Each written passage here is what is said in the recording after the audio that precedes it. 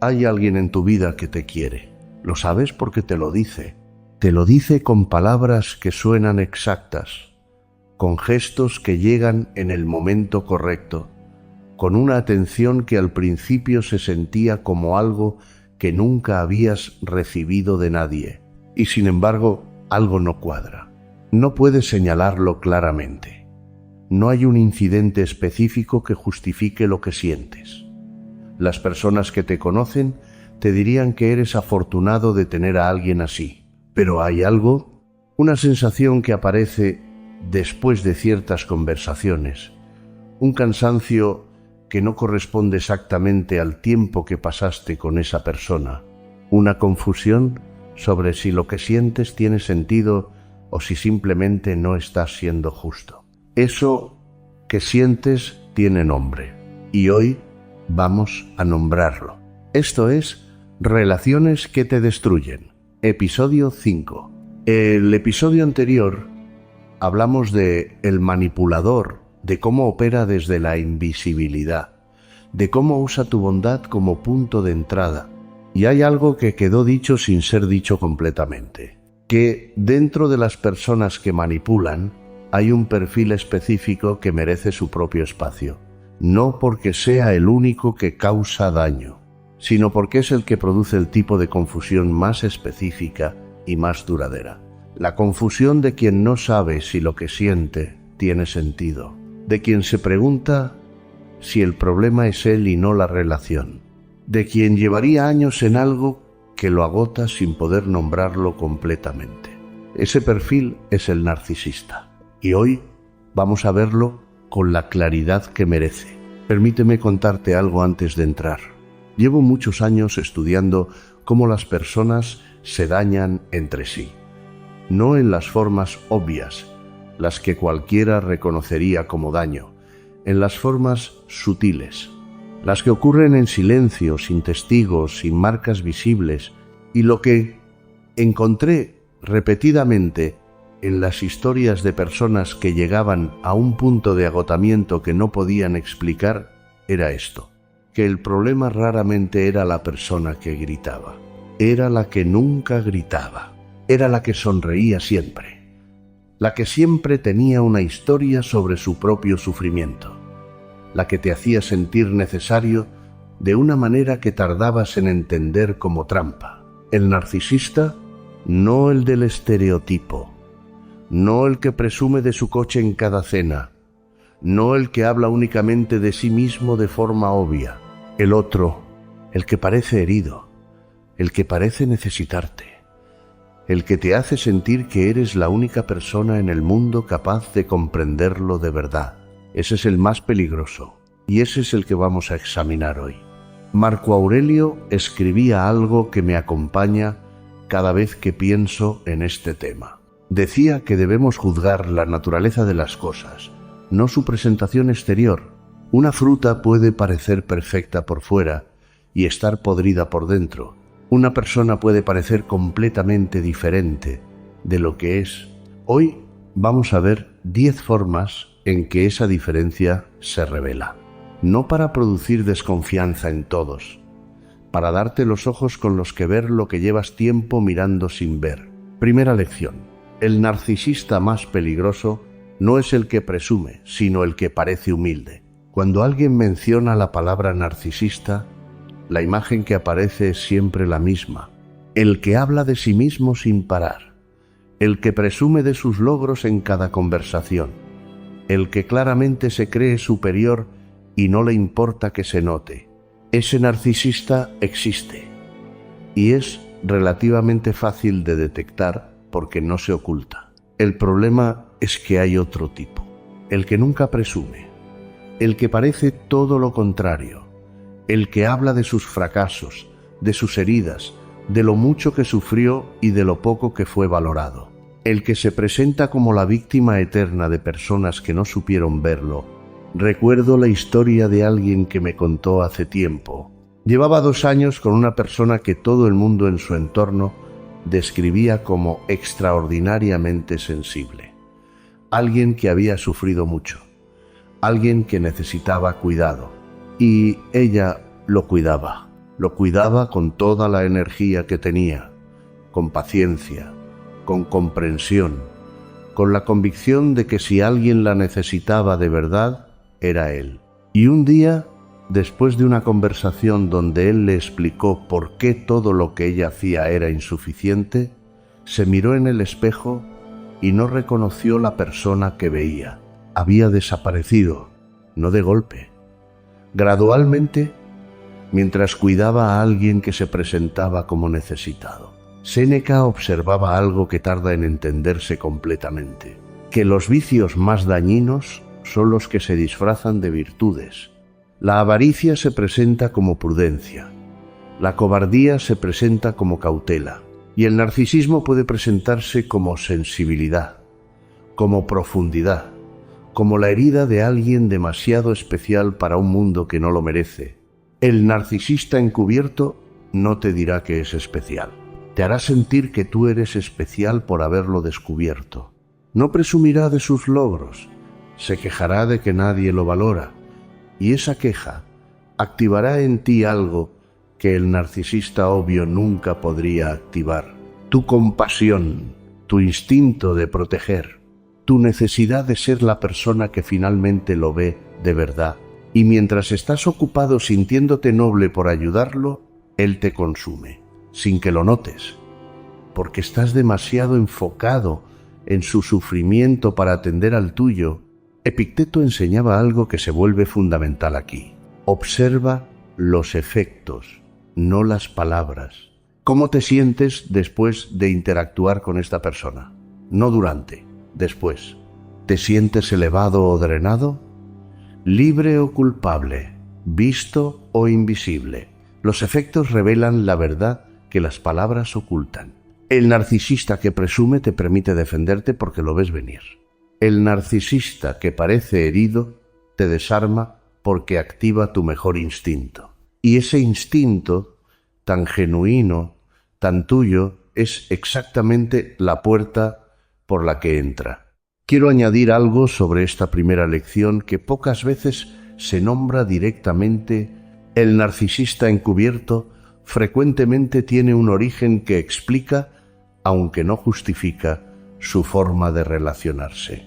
Aprendió temprano que mostrarse vulnerable era más seguro que mostrarse poderoso, que presentar fragilidad producía cuidado mientras que presentar grandeza producía resistencia.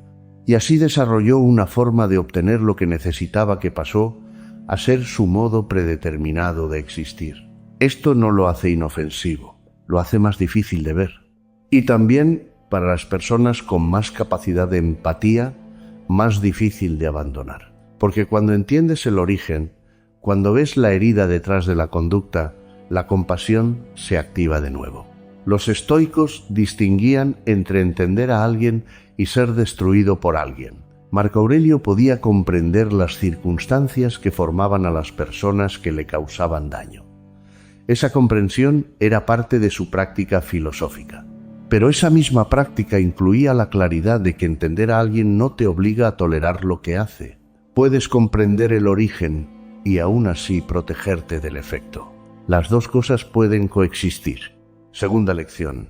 El narcisista vive en un teatro donde tú eres público y utilería al mismo tiempo. Existe una descripción que aparece con palabras distintas en casi todas las historias, pero que siempre señala en la misma dirección: la sensación de que la persona estaba actuando, no siempre, no de forma obvia, pero con una frecuencia que con el tiempo se vuelve visible. La risa que llegaba exactamente cuando llegaba alguien más a la sala.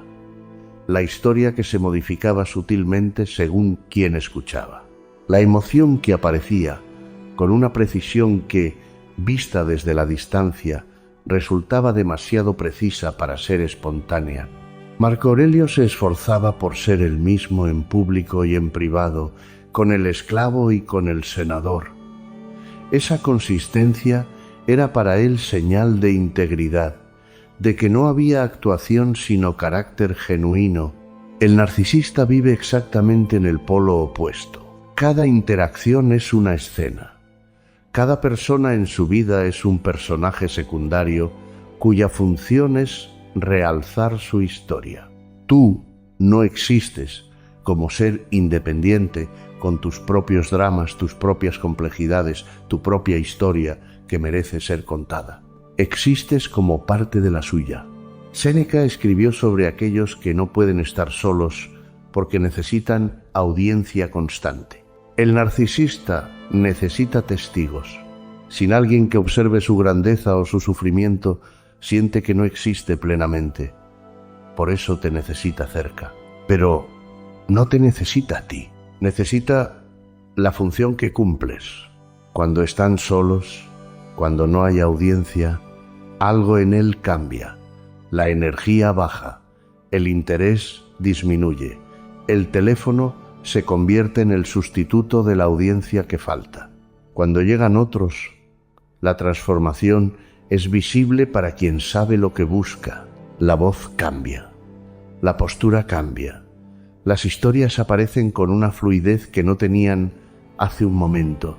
Se enciende porque tiene público y en ese teatro tú cumples múltiples funciones. Eres el público que aplaude, eres la utilería que adorna, eres el técnico que mantiene el escenario funcionando para que él pueda actuar. Lo único que nunca eres es coprotagonista. En la obra del narcisista solo hay un protagonista y no eres tú.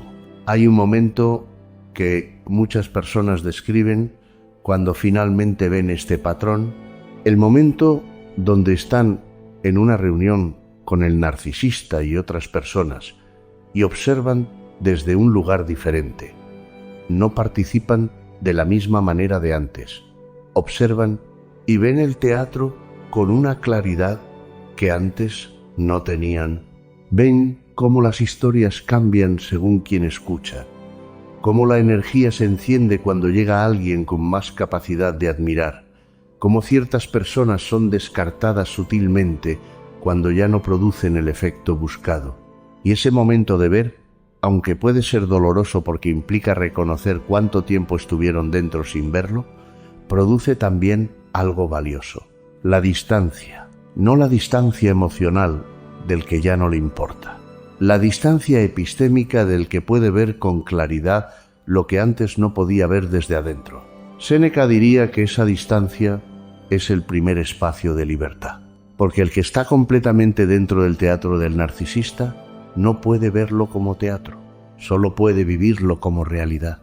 Epicteto lo diría con la claridad que lo caracterizaba.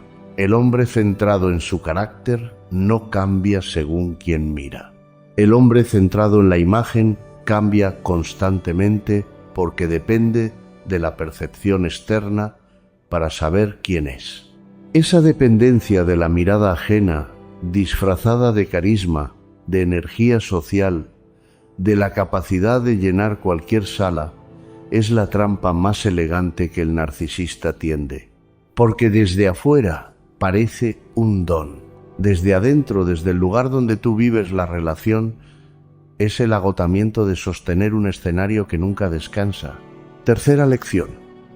La empatía del narcisista es imitación perfecta, no sentimiento real. Hay un momento en la relación con un narcisista que casi todo el mundo describe. El momento donde sentiste que finalmente alguien te veía de verdad.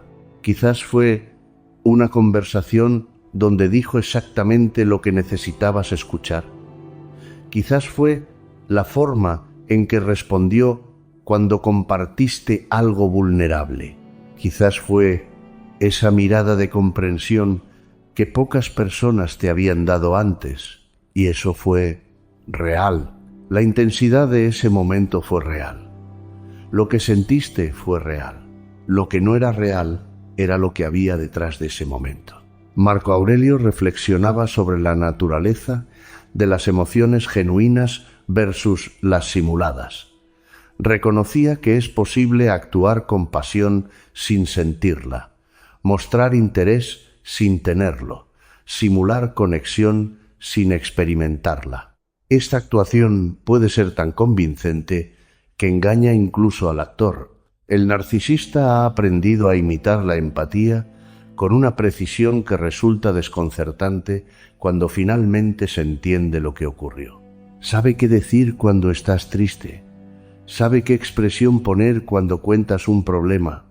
Sabe los gestos correctos, las palabras apropiadas, el tono adecuado. Desde fuera parece empatía genuina, pero falta algo que es difícil de nombrar hasta que alguien lo hace. No hay resonancia. La persona genuinamente empática lleva tu dolor en algún lugar de sí misma por un tiempo. Sigue pensando en lo que contaste. Pregunta después. Recuerda detalles. Actúa en consecuencia de formas que no siempre son visibles pero que se sienten. El narcisista produce la respuesta correcta en el momento y luego sigue adelante.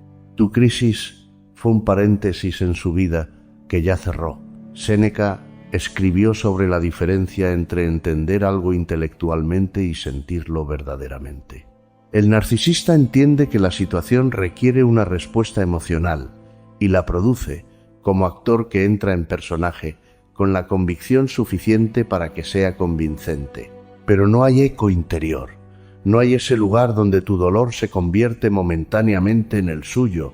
La señal más clara de esto no está en los momentos de empatía aparente, está en lo que ocurre entre esos momentos.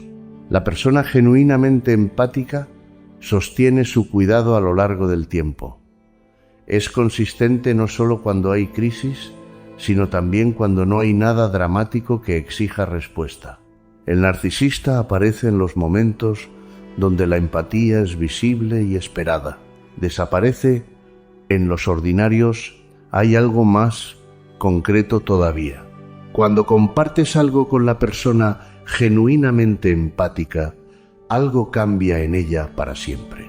No dramáticamente, no de forma visible necesariamente, pero hay algo que ella sabe sobre ti ahora que no sabía antes, y ese conocimiento informa cómo se relaciona contigo hacia adelante. Con el narcisista, lo que compartes se procesa y se descarta.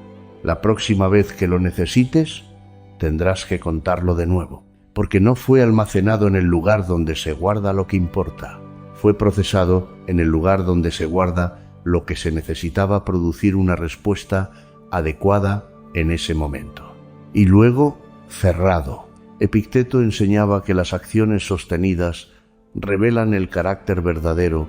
Un momento de aparente empatía no significa nada. El patrón a lo largo del tiempo lo significa todo. Esta persona, sistemáticamente, a lo largo del tiempo, actúa de maneras que demuestran que tu bienestar le importa, o solo produce los gestos correctos cuando la situación lo exige. Esa pregunta, respondida con honestidad sobre el patrón completo y no sobre los mejores momentos, es la que produce la información más útil disponible. Hay algo que Séneca escribía sobre la amistad genuina que sirve como contraste perfecto aquí. Decía que el amigo verdadero es el que está presente en los momentos ordinarios, no solo en las crisis donde la empatía es visible y esperada, en las tardes de martes sin nada especial, en las conversaciones sobre temas que no tienen urgencia, en la presencia cotidiana que no produce ningún reconocimiento porque nadie la registra como heroica. Esa presencia ordinaria es la que el narcisista no puede sostener. Puede brillar en las crisis, puede producir gestos de empatía cuando la situación los exige socialmente, puede aparecer en los momentos donde la audiencia está mirando, pero en los momentos sin audiencia, en las tardes ordinarias sin nada que actuar, la empatía se retira porque ya no hay escena que requiera producirla. Y ahí está la diferencia más concreta disponible, no en los mejores momentos, en los más ordinarios. Cuarta lección. El narcisista necesita que le debas algo para sentirse seguro. Séneca dedicó un tratado entero a los beneficios, a lo que significa dar genuinamente. Y lo que dijo fue esto: el regalo verdadero se da sin esperar retorno, sin crear deuda, sin convertirse en cadena que ata al receptor al dador. El regalo verdadero se olvida en el momento en que se da. Quien da con esa libertad no lleva cuenta, no recuerda lo dado, no lo menciona cuando las cosas se ponen difíciles.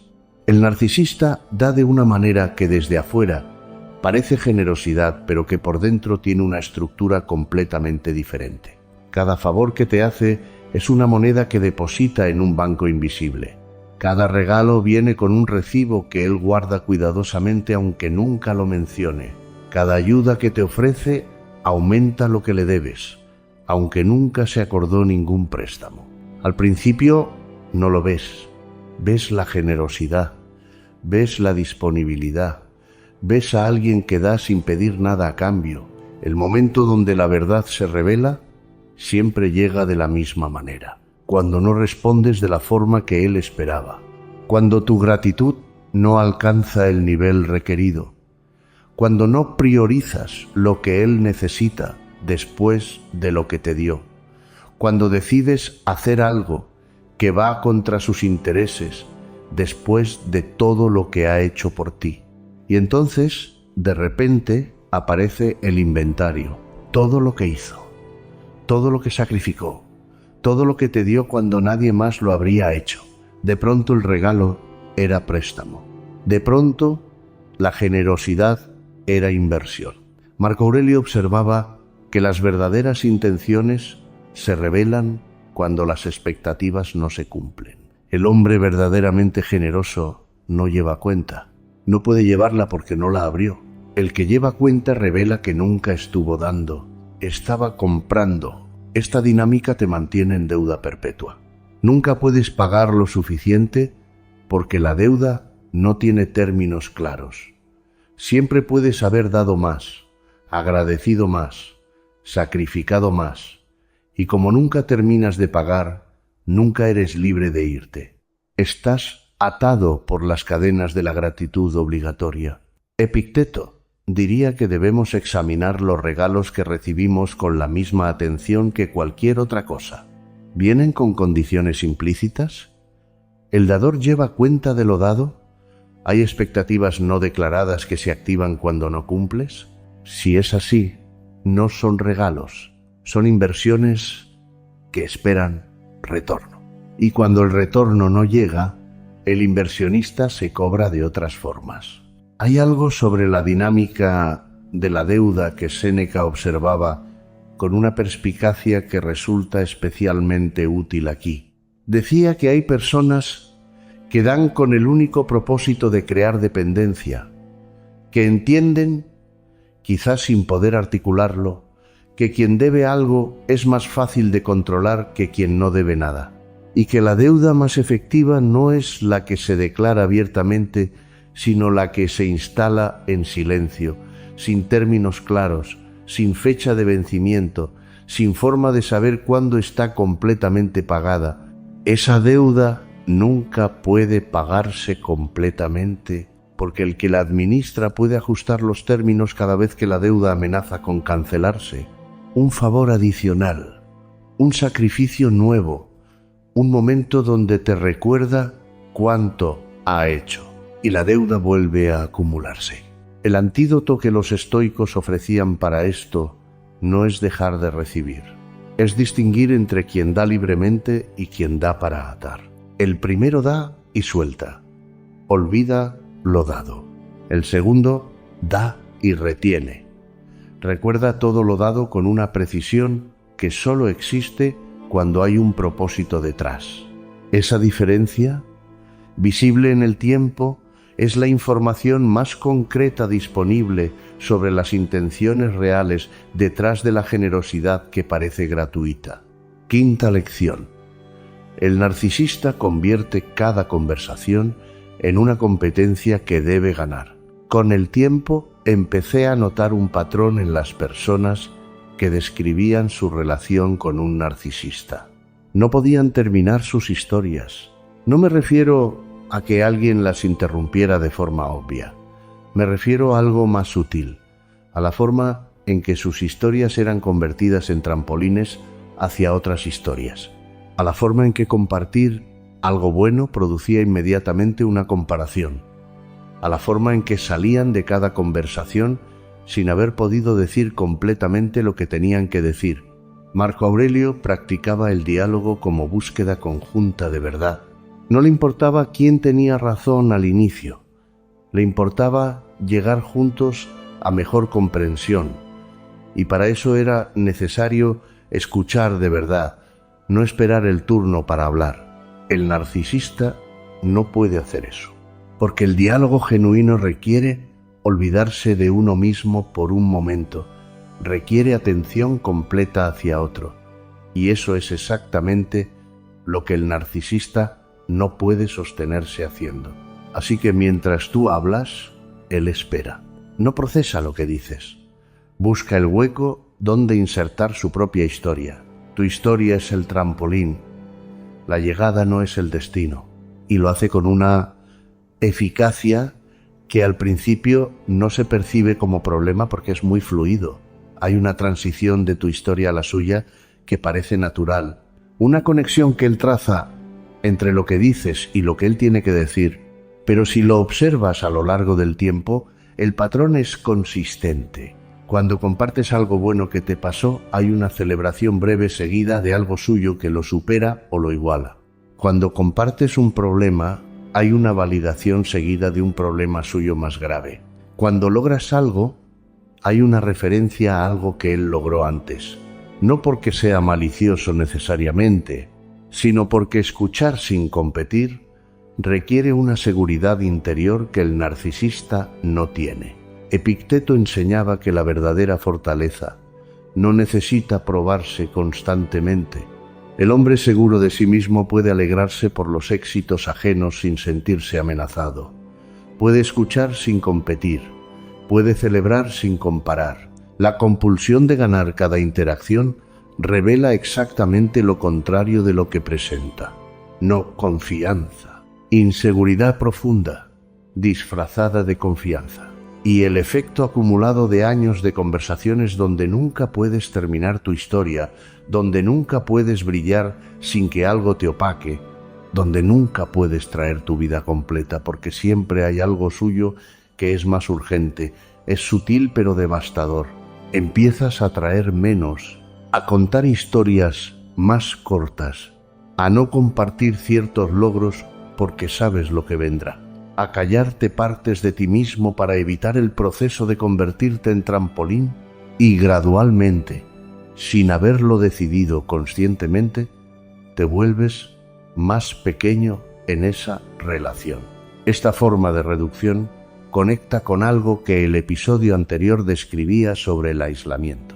El narcisista de ese tipo, el que aísla con prohibiciones, con frialdad, con el costo que produce ciertos contactos, actúa de forma similar al narcisista que convierte las conversaciones en competencia.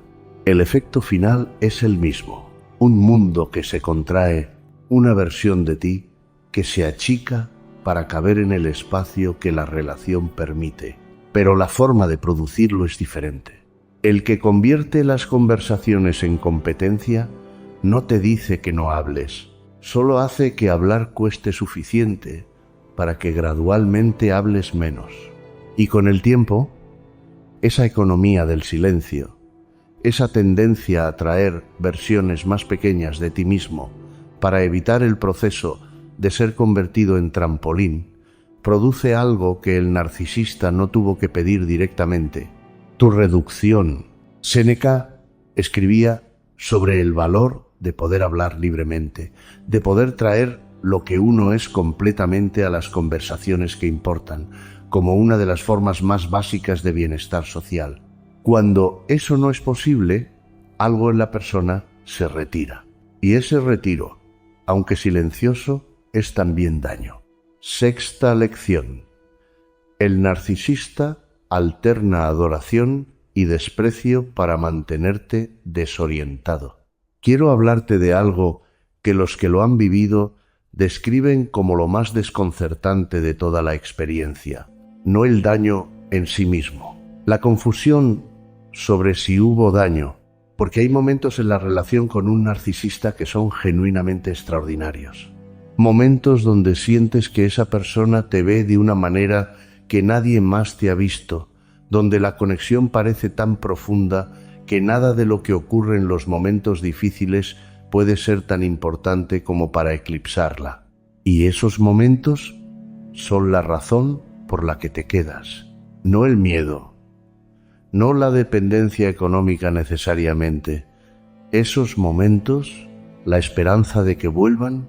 Marco Aurelio cultivaba la ecuanimidad ante el elogio y la crítica. Sabía que ninguno de los dos define su valor real, que la alabanza de hoy y el desprecio de mañana hablan sobre quien los emite, no sobre quien los recibe.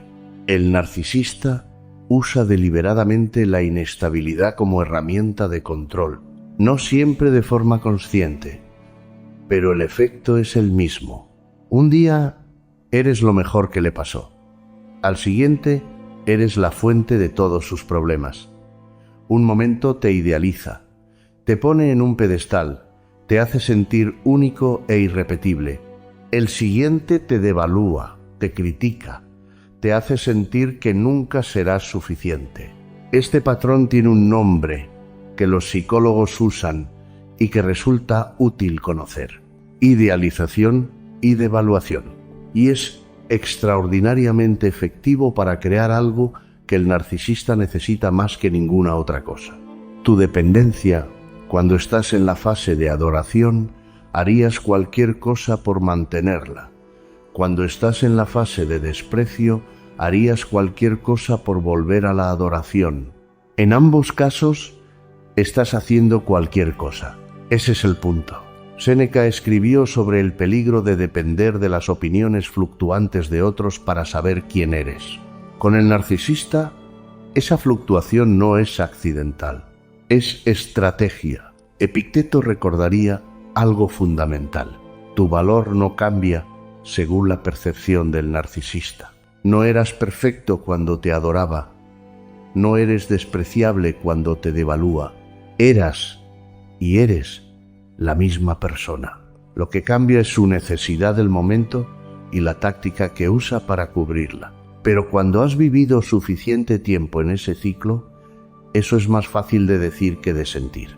Porque el cuerpo aprende a estar en alerta, aprende a buscar señales del estado en que él se encuentra hoy, a calibrar el ambiente antes de decir nada, a ajustar el propio comportamiento en función de lo que el termostato de él marca esta mañana.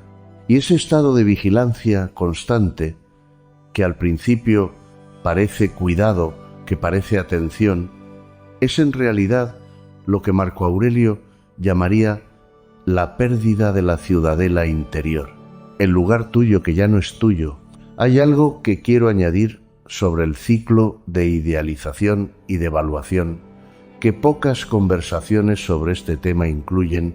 El ciclo no ocurre aleatoriamente. Hay patrones en cuando llega cada fase que, una vez vistos, son difíciles de no ver. La devaluación frecuentemente aparece cuando empiezas a ganar algo de independencia, cuando hay algo bueno en tu vida que no tiene que ver con él, cuando tu mundo se expande de alguna manera que te hace menos dependiente, como si el narcisista tuviera un sensor para detectar cuándo estás en riesgo de necesitarlo menos. Y en ese momento, la devaluación aparece para recordarte tu lugar, para hacerte trabajar más duro por la reconexión, para asegurarse de que cualquier movimiento hacia más independencia sea seguido por el costo emocional suficiente como para pensártelo 2 veces la próxima vez. Y la adoración aparece exactamente cuando estás más cerca de irte, cuando tu agotamiento es visible, cuando el umbral de lo que tolerarás está llegando a su límite. Ahí aparece la versión que te enamoró, la que recuerda exactamente por qué te quedaste, la que refresca la esperanza de que eso es lo real y lo demás es una fase. Epicteto diría que ver ese patrón, nombrar su estructura, quitarle la capacidad de sorprenderte, es el primer paso para dejar de ser gobernado por él. Séptima lección. El narcisista no puede tolerar que tengas vida propia fuera de él. Séneca valoraba profundamente algo en las relaciones que el narcisista no puede tolerar: la independencia dentro de la cercanía, amar sin fusionarse, compartir sin desaparecer, estar completamente presente con alguien mientras mantienes el hilo que te conecta contigo mismo. Esa es la forma de amar que enriquece a ambas personas. El narcisista necesita algo completamente diferente. Necesita ser el centro de tu universo, no el sol principal alrededor del cual orbitas. El único sol. Tus amigos son competencia. Tu familia es competencia. Tus intereses, tus pasiones, tus proyectos, todo lo que existe en tu vida fuera de él es competencia por una atención que él necesita completa para sentirse seguro. Y el narcisista no tolera la competencia, pero raramente lo hace de forma directa. Raramente te dice: no puedes ver a tus amigos, o ese hobby tuyo me molesta. Lo hace de maneras que son más difíciles de nombrar, pero igual de efectivas. Cuando tienes planes con alguien, algo ocurre ese día que hace difícil que vayas. No imposible, pero difícil. Y si vas, hay una tensión al regresar que envenena el recuerdo de la salida. Cuando te entusiasmas con un proyecto personal, hay comentarios que no son crítica directa, pero que siembran duda. ¿Estás seguro de que tienes tiempo para eso? ¿No es demasiado ambicioso dado lo que ya tienes en tu vida? Cuando algo te hace feliz de una manera que no tiene que ver con él, hay algo que arruina el momento, no siempre de forma obvia. A veces es solo un cambio de energía, un silencio que dice algo, una pregunta que desvía la conversación. Marco Aurelio observaba cómo ciertas personas no pueden alegrarse por las alegrías ajenas que no los incluyen. El narcisista no puede celebrar tu florecimiento, porque tu florecimiento te hace menos dependiente de él, y su seguridad depende de tu dependencia. Así que el proceso de contracción ocurre gradualmente, sin que lo notes. Mientras sucede, ves menos a tus amigos para evitar el costo de verlos. Abandonas hobbies que se volvieron fuente de conflicto. Pospones proyectos que sientes que no tienen espacio en la dinámica de la relación. Tu universo se va haciendo más pequeño, hasta que él es lo que queda. Y entonces, completamente dependiente, eres exactamente lo que el narcisista necesitaba que fueras. Epicteto enseñaba que el amor verdadero quiere el florecimiento del otro, incluso cuando ese florecimiento ocurre en espacios donde no participamos. Quiere que crezcas, aunque ese crecimiento te lleve más allá. Quiere que tengas personas que te nutran, aunque eso signifique tiempo que no está con él. Quiere tu bienestar más que su propia comodidad. El amor del narcisista quiere exactamente lo contrario. Y reconocer esa diferencia, aunque duela, es información fundamental. Hay algo sobre la contracción del mundo que produce la relación con un narcisista que quiero nombrar porque describe una de sus consecuencias más concretas. No solo el mundo exterior se contrae, la imagen de uno mismo también.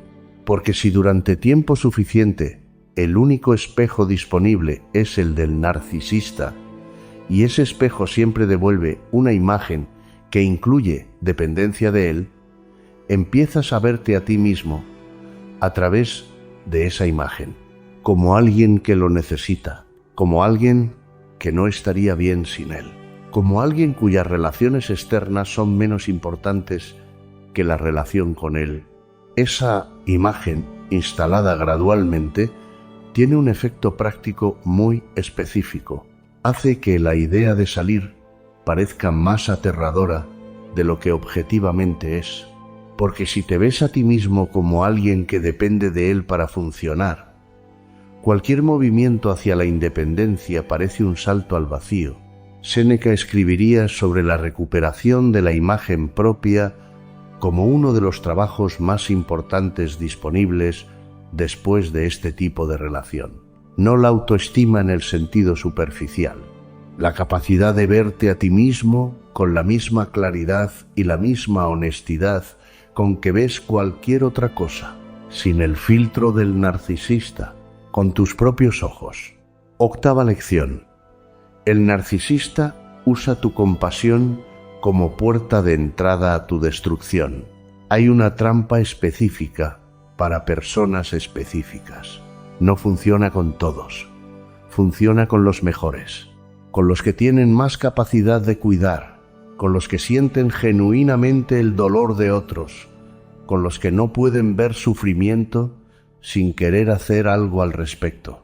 El narcisista ha descubierto, no siempre de forma consciente, que mostrarse vulnerable es extraordinariamente efectivo con este tipo de personas. Cuando cuenta sus heridas, sus traumas, los abandonos que sufrió, las personas que no supieron valorarlo, activa en ti algo que no puedes apagar fácilmente: el instinto de cuidar. Te conviertes en el sanador, en el protector, en quien finalmente lo entenderá como nadie lo entendió antes. Y eso se siente bien. Sentirse necesario se siente bien. Sentirse la persona que puede hacer la diferencia en la vida de alguien que sufrió se siente bien. Séneca escribió sobre cómo los manipuladores usan la piedad como herramienta. Saben que las personas genuinamente buenas no pueden ver sufrimiento sin querer aliviarlo. Así que exhiben sufrimiento, real o manufacturado. A veces hay trauma genuino detrás de la presentación. Otras veces la presentación es completamente fabricada. Pero en ambos casos el efecto que buscan en ti es el mismo: que te enganches en el rol de cuidador. El problema es que tu compasión asume algo que no es verdad en este caso. Asume que el otro quiere sanar. Pero el narcisista no quiere sanar. Quiere que lo cuides indefinidamente. No quiere resolver sus problemas. Quiere que tú dediques tu vida a sostenerlo en ellos. Y así, después de meses o años de cuidado genuino, te das cuenta de que nada cambió.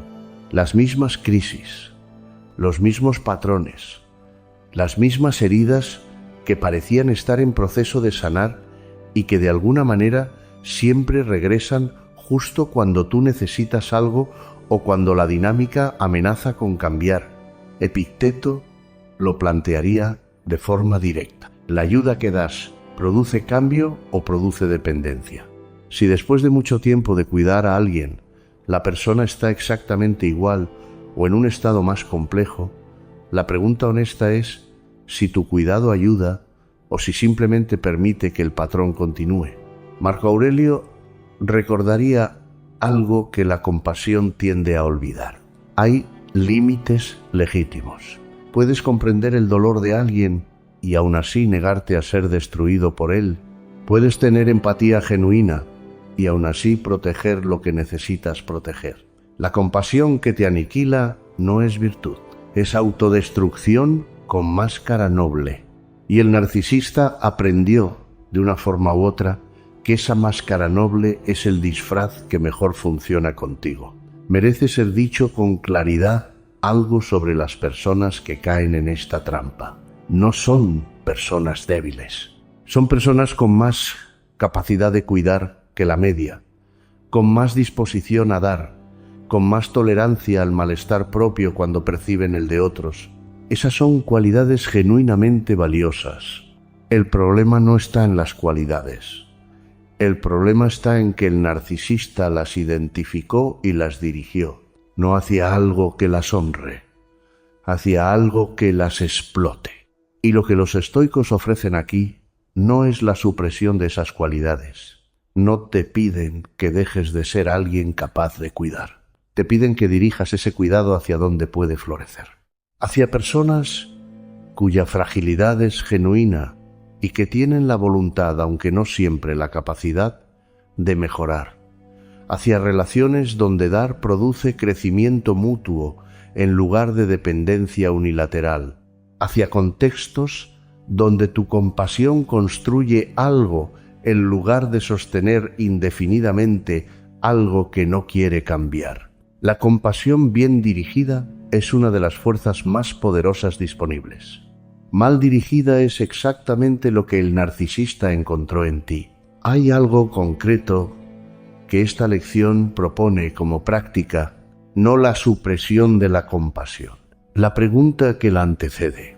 Antes de entregarte al rol de cuidador de alguien, antes de asumir la responsabilidad de sostener el mundo emocional de otra persona, preguntarte, ¿esta persona quiere sanar o quiere ser sostenida indefinidamente? No lo que dice, lo que muestra a lo largo del tiempo. ¿Hay movimiento genuino, aunque sea lento, hacia algo diferente? ¿Hay momentos donde usa el cuidado que recibe para construir algo, aunque sea pequeño, en lugar de simplemente consumirlo y volver al mismo estado? Si hay movimiento, la compasión tiene un suelo donde crecer. Si no hay movimiento, si el patrón se repite con una consistencia que ya no puede atribuirse a la dificultad del proceso, la compasión no está construyendo nada. Está sosteniendo algo que prefiere no cambiar. Y sostenerlo, aunque se sienta noble, es también una elección que puede revisar. Novena lección. El narcisista no va a cambiar, sin importar cuánto amor le des. Esta es la lección más difícil, no porque sea compleja, porque contradice lo que queremos creer, porque llevamos tiempo invirtiendo, tiempo, energía, esperanza, versiones de nosotros mismos que entregamos con la convicción de que si dábamos lo suficiente, con la paciencia correcta, con el amor adecuado, algo cambiaría. El narcisista te hará creer que tu amor puede sanarlo, que si tan solo fueras más paciente, más comprensivo, más constante, si tan solo encontraras la forma correcta de llegar a él, algo se transformaría. Esta esperanza tan humana, tan comprensible, es la cadena más fuerte que te ata. Séneca era realista sobre la naturaleza humana. Reconocía que algunas personas cambian y crecen, que el trabajo interno es posible y produce transformaciones genuinas. Pero también reconocía que otras personas permanecen atrapadas en patrones que ninguna cantidad de amor externo puede modificar. El cambio verdadero viene de adentro, no de afuera. Y el narcisismo es un patrón que requiere, para cambiar, algo que el narcisista es estructuralmente incapaz de tener en cantidad suficiente: la capacidad de verse a sí mismo con honestidad, de reconocer el impacto que produce en las personas de su vida, de tolerar la incomodidad de esa visión sin inmediatamente protegerse de ella proyectándola hacia afuera. Marco Aurelio practicaba aceptar a las personas como son, no como desearía que fueran, no como podrían ser si cambiaran, como son. Y eso no era resignación, era claridad. La claridad que permite tomar decisiones basadas en la realidad y no en la fantasía de lo que podría ser. Epicteto enseñaba a distinguir lo que depende de nosotros de lo que no. Tu amor, tu paciencia, tu comprensión dependen de ti. El cambio del narcisista no depende de ti. Puedes dar infinitamente y él puede permanecer exactamente igual, no porque tu amor sea insuficiente, sino porque su transformación requiere algo que tú no puedes hacer por él. La esperanza de que cambie es la última trampa. Mientras sigas creyendo que el futuro será diferente, tolerarás un presente que no deberías tolerar. Solo cuando aceptes que lo que ves es lo que hay, que esto no es una fase sino un patrón permanente, podrás tomar decisiones basadas en la realidad, no en la persona que esperas que llegue a ser, en la persona que está frente a ti hoy. Hay algo sobre la esperanza de que el narcisista cambie, que quiero decir con honestidad, la esperanza no es irracional. Está basada en momentos reales, en veces donde algo en él pareció diferente, en conversaciones donde algo de lo que pedías parecía finalmente llegar. El problema no es que la esperanza sea ciega, es que el narcisista aprendió, quizás sin saberlo conscientemente, cuándo y cómo producir exactamente los momentos que mantienen viva esa esperanza. Justo cuando estás más cerca de soltar, justo cuando el patrón se ha vuelto tan visible que ya no puedes justificarlo. En ese momento aparece algo que parece cambio genuino y la esperanza se renueva. Marco Aurelio evaluaba las cosas por su carácter consistente a lo largo del tiempo, no por sus mejores momentos, por el patrón, por la dirección, por lo que revelan repetidamente cuando no hay nada que ganar de mostrarse diferente. Esa evaluación, aplicada con honestidad, produce la respuesta más útil disponible. Esa aceptación duele de una manera que pocas cosas duelen. Porque no es solo reconocer a alguien, es también reconocer el tiempo que invertiste en una esperanza que no va a cumplirse. Los estoicos nunca minimizaron ese dolor, lo atravesaban y decían que atravesarlo, con la honestidad que requiere, es el único camino hacia el otro lado. Hay algo que quiero añadir sobre este dolor específico porque creo que pocas conversaciones lo nombran con suficiente precisión. No estás llorando solo la pérdida de esa persona. Estás llorando la versión de la relación que querías que fuera y que nunca fue. Estás llorando la persona que creías que era cuando te mostró su mejor cara. Estás llorando los años que dedicaste a esperar que esa persona apareciera de forma consistente. Ese duelo es múltiple, tiene capas, y no se resuelve de una vez, se resuelve en la misma forma en que llegó, gradualmente, con el tiempo que requiere cada capa. Marco Aurelio atravesó pérdidas que habrían quebrado a personas menos preparadas filosóficamente, y lo que le permitió atravesarlas no fue la supresión del dolor, sino la práctica de no añadirle historias innecesarias. El dolor de perder algo es suficientemente real sin añadir el dolor de habernos equivocado al quererlo o el dolor de haber tardado en verlo. Simplemente duele, y puede dolerte mientras también te liberas. Las dos cosas a la vez. 10ª lección. Ver al narcisista claramente es el primer paso para recuperar tu vida. Hay algo que ocurre cuando finalmente se nombra lo que llevaba tiempo sin nombre. No es solo información, es como si algo encajara. Los incidentes que parecían aislados forman de pronto un patrón. Los comportamientos que justificabas con 1000 explicaciones tienen ahora un nombre. La confusión que sentías, esa sensación de que algo no cuadraba pero sin poder señalar exactamente qué, encuentra por fin su explicación. Y eso produce algo paradójico, porque debería producir solo alivio, y produce también dolor, el dolor de ver con claridad algo que quizás preferiríamos no ver. Marco Aurelio cerraba muchas de sus reflexiones volviendo al poder de la claridad, ver las cosas como son, sin distorsión, sin las historias que nos contamos para hacer la realidad más tolerable. Esta claridad, aunque dolorosa, es siempre el fundamento de la acción correcta.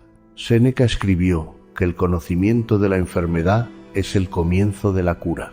No puedes tratar lo que no has diagnosticado. No puedes protegerte de lo que no ves. Y durante el tiempo que llevas en esta relación, parte del agotamiento que has sentido venía exactamente de eso, de intentar navegar algo que no podías nombrar completamente, de sentirte responsable de dinámicas que no produjiste, de dudar de tu propia percepción cuando la lógica del narcisista insistía en que el problema eras tú. Lo que este episodio intenta darte no es un manual de acción. No soy quien para decirte qué debes hacer con lo que reconociste hoy. Cada situación tiene una complejidad que ningún episodio puede conocer completamente. Hay personas que reconocen estas señales en una relación de pareja. Hay quienes las reconocen en un familiar con quien comparten historia de décadas. Hay quienes las reconocen en alguien de quien dependen profesionalmente. Y en cada caso, las opciones son diferentes, el costo de cada decisión es diferente, el tiempo que requiere cualquier movimiento es diferente. Lo que sí puedo decirte es esto: deja de dudar de ti mismo. Si llevas tiempo sintiendo que algo no cuadra, que algo en esa relación te cuesta más de lo que debería costar, que hay un agotamiento que no corresponde a lo que externamente parece, tu percepción no estaba fallando. Estabas viendo algo real, solo que sin las palabras para nombrarlo completamente. Epicteto recordaría algo que en este momento importa más que cualquier estrategia. Tu libertad interior es inviolable. El narcisista puede haber condicionado muchas cosas en tu vida exterior.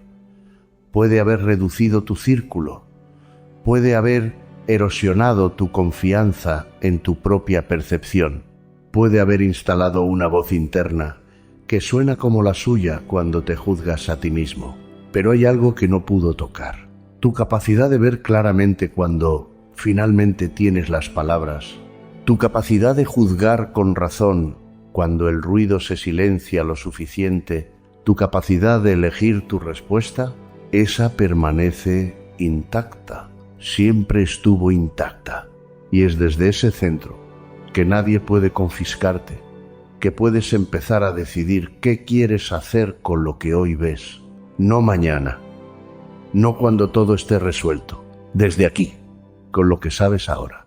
La persona que ves todos los días, que quizás duerme a tu lado, que quizás comparte tu sangre, que quizás firma tu cheque, puede ser un narcisista, y ahora lo ves.